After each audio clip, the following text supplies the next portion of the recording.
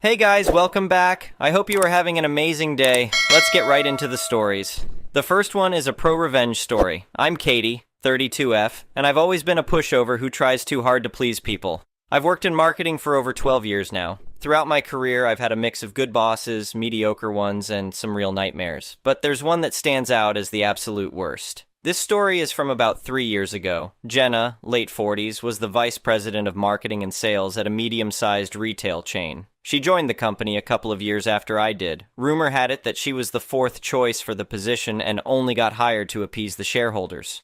I was a manager under her, and my job was to ensure that the website and stores had their products merchandised correctly, received all their monthly sales materials, managed advertising, set up and managed the department's budget, oversaw all department projects and operations, created sales reports, managed presentations and creative briefs for future projects, etc. Basically, I did her work and all the administrative grunt work to keep the department running smoothly. I managed all this because I had access to her email, and I often sent emails on her behalf to keep things functioning. Jenna spent most of her time rolling in after 10 a.m., taking business lunches and planning company parties. I still don't know why we had those, but I planned them too.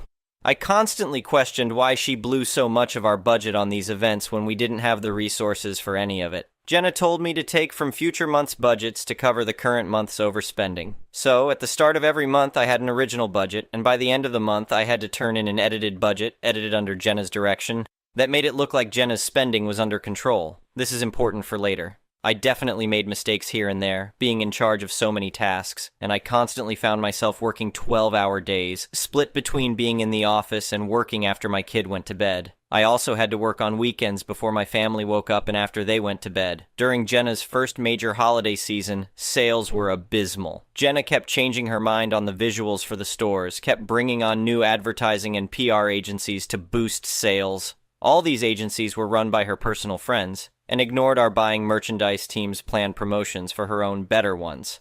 At this time, I had been dealing with an ongoing infection that turned into sepsis, and I was hospitalized. The doctors and my husband said it was due to the stress of work and that I needed to take a break.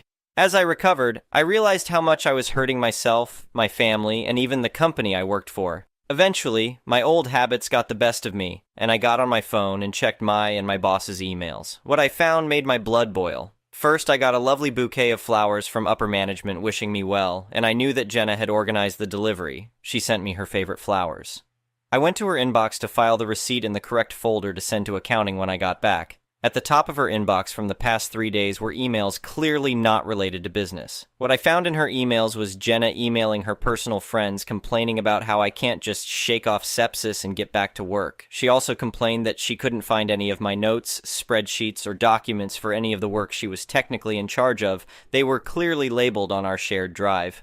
Finally, I found an email where she sent a friend from a previous company asking for advice on how to bring in sales and save her job. In this long email thread, this old colleague asked if there was anyone managing most of the work, and of course, Jenna said I was. This colleague explained that clearly it was my mismanagement that was causing issues, and that I could be blamed if sales didn't pull through by the end of the season. Jenna mentioned that I was in the hospital and repeated comments from her other email thread. This person said that she couldn't outright fire me because it could seem like retaliation since I needed to take emergency medical leave. But if Jenna could prove I was stealing from the company or misusing company resources, then she would have grounds to have me fired and use me as a scapegoat. Upon my return, Jenna called me into her office and said, "I'm worried you're taking on too much," and wanted to take work off my plate. She announced she was taking over managing the department budget. She asked me to only drop off a small stack of invoices to accounting. Additionally, Jenna told me, under no circumstances are you allowed to talk to accounting about anything regarding budgets. Also, if you have any concerns about the department or workload, you're not allowed to go to HR. You have to discuss it directly with me. Oh yeah, I could see where this was going. Unfortunately for Jenna, I had built a rapport with Lois, early 60s, who was our main accountant. Lois had always said that she would do everything in her power to help me should I ask. Knowing this, I grabbed the stack of invoices off Jenna's desk to give to accounting. I also added the email threads I read while I was in the hospital, and the current unedited budget that Jenna hadn't touched yet for the month. I also found in my filing cabinet the hard copies of old budgets with Jenna's handwriting on what numbers to change to balance our budget. Finally, I added an email from our first round of budget adjustments where Jenna subtly threatened to put someone else in my job if I couldn't do what she asked. So, I walked and dropped off the invoices to accounting when I bumped into Lois. She brought up the invoices, and I sternly looked at her and said, "Jenna is the only one in our department that you're allowed to talk to about our budget and invoices." Lois saw the suspiciously thick file folder on her desk, gave a firm nod, and lovingly kicked me out of her office. Within the week, Jenna was fired. From what I understand, she has been continually job hopping for the past few years. The CEO and HR brought me in to personally apologize for everything I went through and gave me a paid 1-week vacation to take at my discretion. Given other issues with this business, I left after another year, which brings me to today. I am, once again, a manager for sales and marketing. I have a wonderful boss, Ryan, late 40s M, who trusts my business decisions and backs me up on practically everything. We are hiring my team for me to solely manage and direct. Today I looked through the applicants and found Jenna's resume sitting among dozens of others. I stared at her name, wondering how many other people share her name. Upon review, yep, it's her.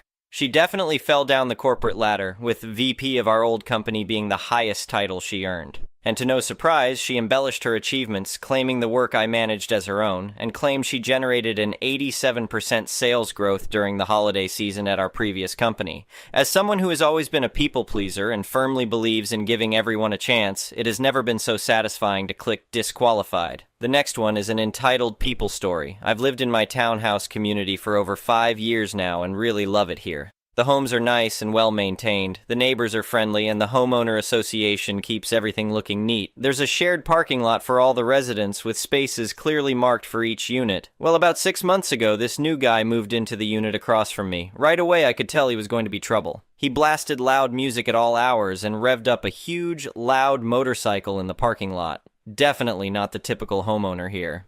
A few weeks after he moved in, I started noticing his huge Semitruck parked in the lot, taking up 6 spaces. Our homeowner association rules clearly prohibit commercial vehicles, so I figured it was only a matter of time before he'd have to move it.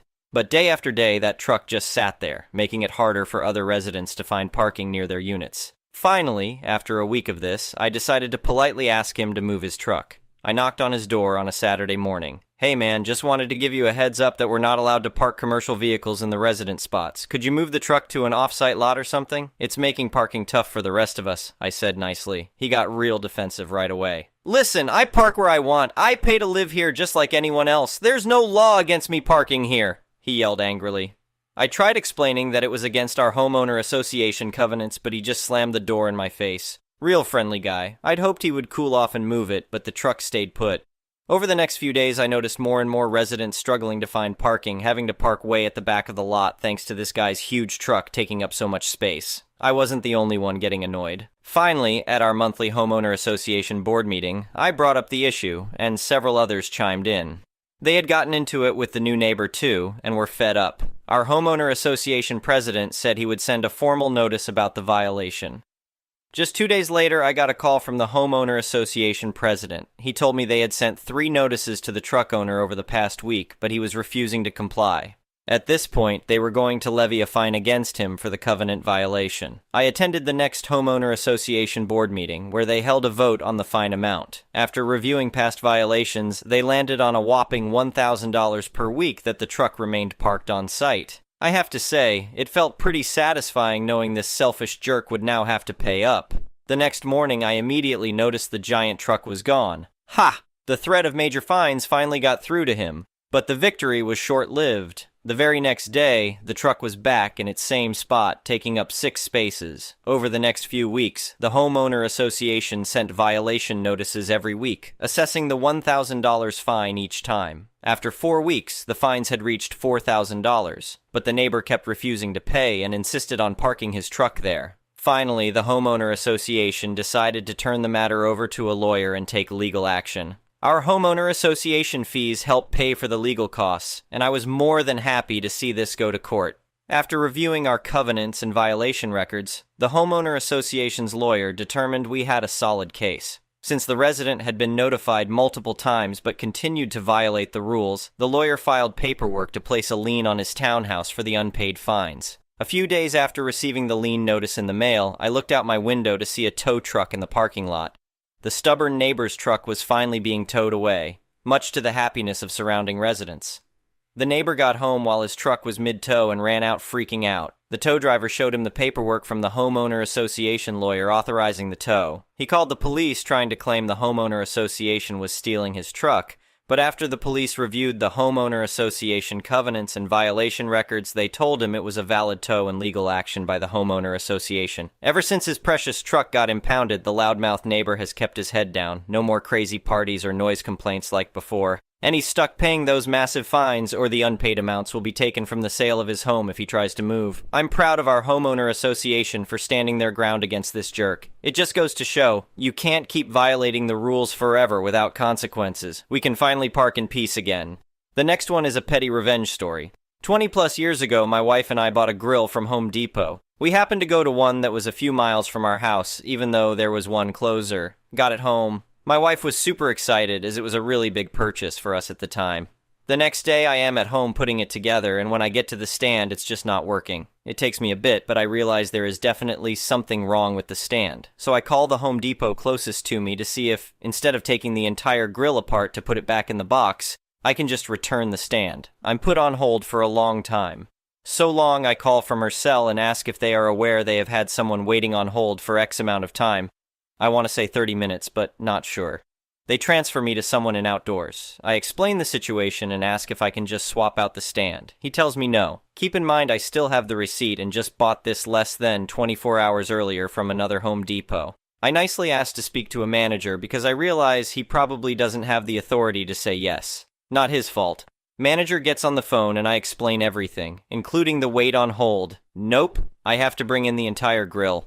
At this point, I am upset. Mostly because my wife is crying. I don't know why, and 20 plus years later I still don't know why she was crying over this, but she did. This, I don't take lightly. So, I tell the manager, okay, if that's what I need to do, I will. However, I am an electrician and am self-employed. I buy most of my materials at Home Depot. I'm small, so it's probably around $100,000 a year in sales. Drop in the bucket for Home Depot. And I don't make empty promises, so I'm not going to tell him that I won't ever shop there again. But I do promise you that I won't spend a dime there for at least a year.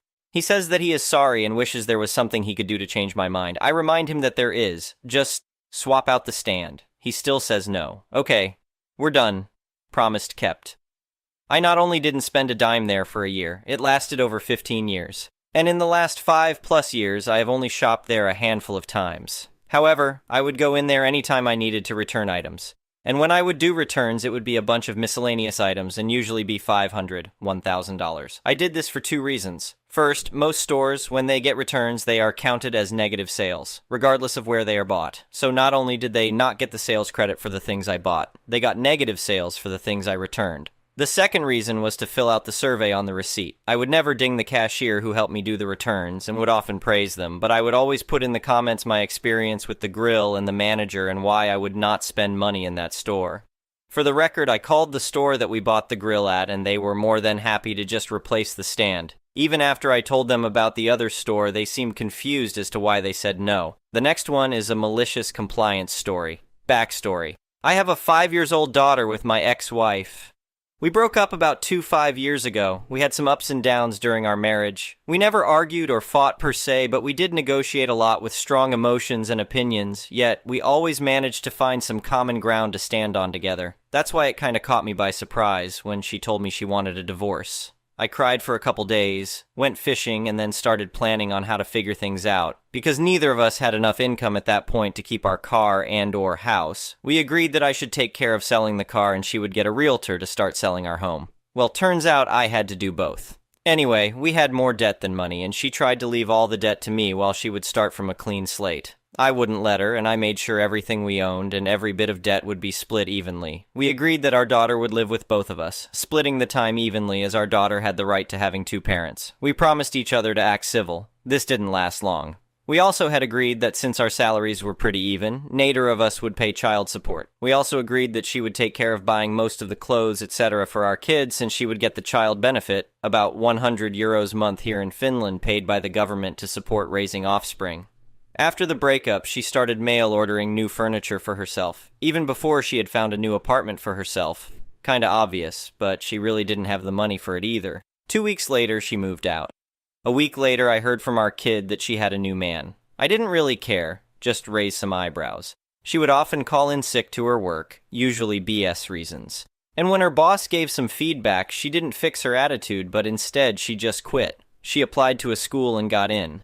After about 2 months, she quit the school too and started demanding me to pay child support. We got a professional to weigh in and agreed that I still wouldn't pay a dime to her because she herself had caused her income to collapse. As a goodwill act, I offered to pay for our daughter's insurance. I thought the matter was settled, but then she got pregnant for her new man a few months after our breakup. After our divorce was final, there is a 6 months reconsideration time before the judge calls it, she married her new man. These things empowered her into demanding for money again and again and again. So now that you know what kind of person we're dealing with. The case. Last fall, she yet again demanded money to support our kid. She was working again, and I knew she used our kid as an excuse because she had expressed envy towards my ability to control my finances to a point that even when I had the same amount money, I could eat in restaurants, etc. I told her that if she needed child support for legitimate reasons, I would of course help, but all the expenses would have to be calculated properly to know the right amount she would need. Instead, she demanded I would pay her €200 a month and she would take care of all the expenses regarding our daughter. She didn't have any real reasons for the demand other than her need for control. She had always been someone who wanted to have the last say in things. On top of her demand, this time she threatened to sue me if I didn't pay her. I pretty much laughed at it until I got a message from her lawyer. At that point, I messaged my ex telling her from now on I would only discuss this matter via our lawyers and started looking for a lawyer myself. During the next couple months, things started to look really bad for her case. After getting the papers from the court, I noticed her case was based on false data. She and her lawyer hadn't asked for my income and expenses before they sued me, and she had estimated my income to be a lot more than it actually was. Also, my expenses were estimated to be smaller than actual. At this point, I messaged my ex and asked if she's sure she doesn't want to settle. She didn't, so I decided to go with some malicious compliance and didn't try again.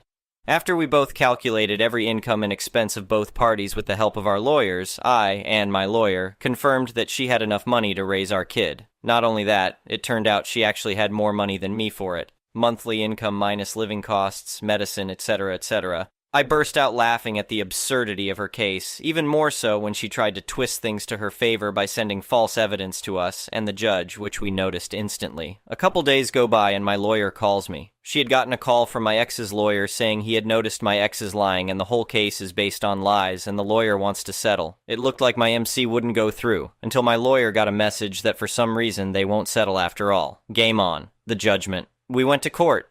The judge was annoyed but composed. He asked my ex's lawyer about their demands.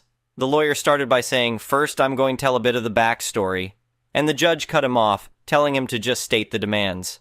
After a few seconds of silence, the lawyer told the judge, "No demands." The judge was both dumbfounded and livid, asking, "Then why are we here?" To which my lawyer said something along the lines of, "That's what we're asking too." Then the judge asked my ex's lawyer, "To be clear, didn't you want to settle?" And the lawyer sheepishly told the judge that my ex wouldn't agree to settle. They were so embarrassed, it was so glorious. Like some kind of divine karma being served right at my Karen of an ex. The judge ordered us to go to a meeting room for 20 minutes and to come back with a settlement agreement. Because she had more money, we negotiated that she would pay for our kids' hobbies, insurance, etc. to compensate for the difference. The judge verified it, and my party left the courtroom very happy. My ex, on the other hand, was balancing between being angry and embarrassed. The fallout. A couple weeks ago, my ex demanded that we would make changes to the schedule on how our kid would swap homes. I declined, saying we have an agreement. She threatened to sue me, to which I just reminded her about the last time she wanted to get what she wants by suing me, asking if she really wants to do it again. She got mad, and I just ignored it. About a week ago, she sent me a message saying that she had a fight with her husband. Police were called because she attacked him and she wanted a divorce. The police had to inform Child Protective Services since there were kids present, mine included. Basically, her whole life has gone down the drain. 2 kids to different fathers, 2 divorces before she has even turned 30, a lot of debt and expenses, and looks like our kid will be spending the majority of her time at my place, which is what our kid has wanted for the past 2-ish years. Thank you for watching. I would really appreciate it if you could like the video and subscribe to our channel if you haven't already.